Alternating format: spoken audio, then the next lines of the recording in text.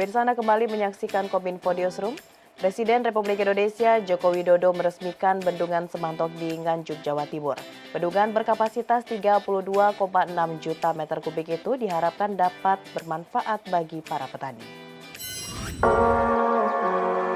Presiden Joko Widodo hari ini meresmikan Bendungan Semantok yang terletak di Kabupaten Nganjuk, Jawa Timur.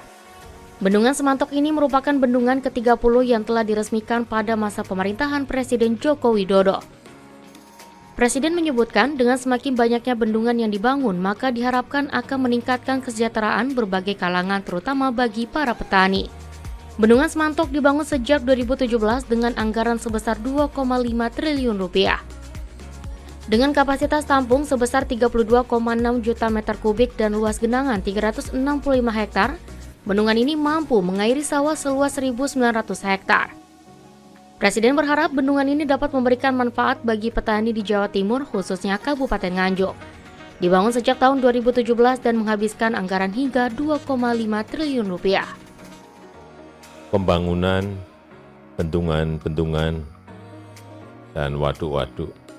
Dan sampai hari ini, bendungan Semantok ini adalah bendungan yang ke-30 yang telah kita resmikan. Dari nantinya target kurang lebih 50-an 60-an di akhir 2024. Karena kita tahu apapun air adalah kunci. Baik untuk pertanian maupun untuk hal-hal yang lain, listrik, pariwisata, semuanya. Oleh sebab itu, semakin banyak bendungan yang kita bangun, kita harapkan produksi pertanian kita semakin baik, juga kesejahteraan petani juga akan semakin baik. Pemirsa, dalam rapat koordinasi pengendalian inflasi daerah, Menteri Dalam Negeri Muhammad Tito Karnavian meminta seluruh pemerintah daerah mengintensifikasikan langkah-langkah pengendalian inflasi. Mengingat ketidakpastian global yang masih dipicu oleh ketegangan antara Rusia dan Ukraina berdampak multidimensi termasuk ekonomi dan keuangan dunia.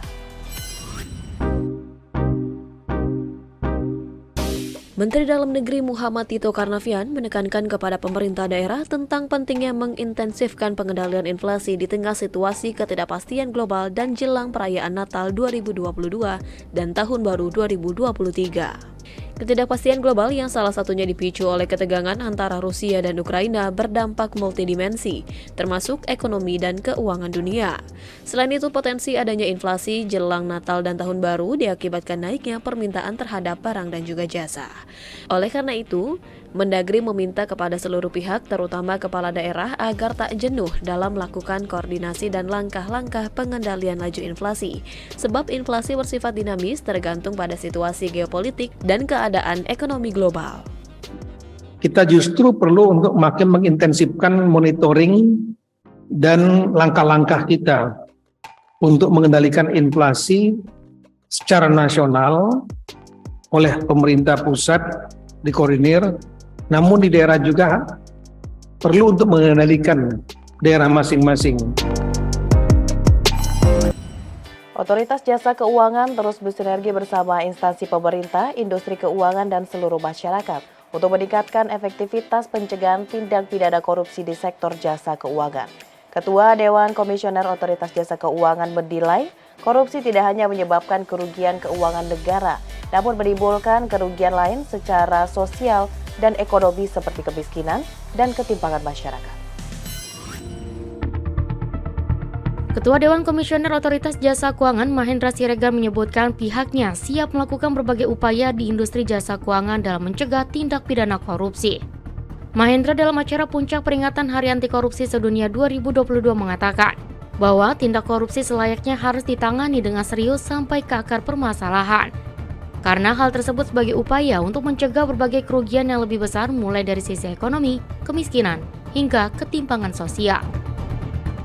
Tindakan korupsi juga menjadi awal dari tindak kejahatan tindak pidanaan pencucian uang, di mana pelaku berupaya menyamarkan asal-usul ilegal kekayaan maupun transaksi serta aset yang dimiliki untuk menghindari kecurigaan aparat penegak hukum. Untuk mengatasi hal tersebut, Mahendra menekankan pencegahan tindak pidana korupsi tidak bisa dilakukan secara mandiri. Namun, harus dilakukan secara terintegrasi baik dari instansi pemerintah, industri keuangan, dan seluruh masyarakat. Melalui penerapan prinsip tata kelola, OJK akan mencegah tindak pidana korupsi di Indonesia dengan diwujudkan melalui pengaturan dan pengawasan terhadap industri jasa keuangan, yang diharapkan dapat menguatkan integritas dan meminimalisir risiko terjadinya korupsi. Peran OJK dalam mencegah korupsi di Indonesia dapat diwujudkan dalam pengaturan dan pengawasan industri jasa keuangan. OJK sebagai penggerak mitra kerja yang baik bagi industri jasa keuangan melalui penguatan prinsip tata kelola diharapkan dapat meningkatkan integritas dan meminimalisir risiko terjadinya korupsi. Hakim Justisial Mahkamah Agung berinisial EW ditetapkan sebagai tersangka oleh Komisi Pemberantasan Korupsi, dugaan korupsi di lingkungan MA. Penetapan tersangka terhadap EW ini merupakan rangkaian dari penyidikan perkara atas tersangka Hakim Agung Sudajrat Miati. Komisi Pemberantasan Korupsi pada Senin 19 Desember 2022 menetapkan seorang hakim justisial Mahkamah Agung sebagai tersangka dugaan kasus suap pengurusan perkara di MA. Tersangka berinisial EW diduga menerima suap senilai 3,7 miliar rupiah yang diterima secara bertahap. Penetapan tersebut setelah KPK melakukan pengembangan terhadap tindak lanjut kepada 13 tersangka lainnya yang sebelumnya telah ditahan terkait kasus pengembangan perkara korupsi berupa suap dalam pengurusan perkara di Mahkamah Agung.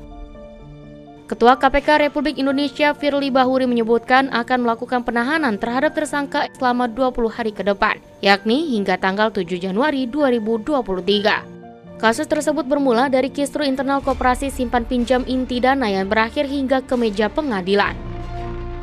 Mengenai identitas pihak yang ditetapkan sebagai tersangka termasuk dugaan perbuatannya serta pasal yang diterapkan, KPK akan mengumumkan ketika proses penyelidikan dirasa sudah mencukupi. Untuk kebutuhan dalam rangka kepentingan penyidikan, maka tim penyidik hari ini melakukan penahanan terhadap tersangka EW selama 20 hari pertama, dimulai tanggal 19 Desember 2022 sampai dengan tanggal 7 Januari 2023. Dilakukan penahanan di Rumah Tahanan Negara KPK pada Gedung Merah Putih. Pemirsa, setelah ini kami akan kembali dengan informasi Radio Banjar, media belajar siswa SD Kabupaten Banjar sesaat lagi.